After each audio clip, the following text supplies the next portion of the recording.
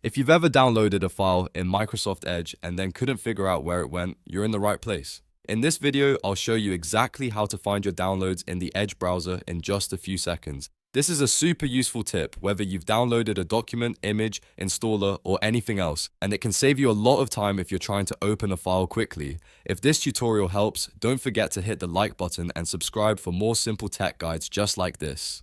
Alright, let's jump in. To find your downloads in Microsoft Edge, start by opening the Edge browser on your computer. Once Edge is open, look to the top right corner of the window. You'll see the three-dot menu, also known as the More menu. Click on that three-dot menu to open the browser options. From the list that appears, select Downloads. This will open the Downloads page, where Edge keeps a record of recent files you've downloaded. On this page, you can see your downloaded items listed clearly, along with options to open the file or show it in its folder. If you want to access a specific file, just click on it and Edge will take you right to it. If the file doesn't appear immediately, you may want to scroll through the list or check your computer's downloads folder directly. That's usually where most files are saved by default. In some cases, if a download was blocked or interrupted, you may also see a warning or status message here, which can help you figure out what happened. So the download section in Edge is not just for finding files, it's also a helpful place to manage what you've downloaded recently. And that's it. Now you know how to find your downloads in the Edge browser.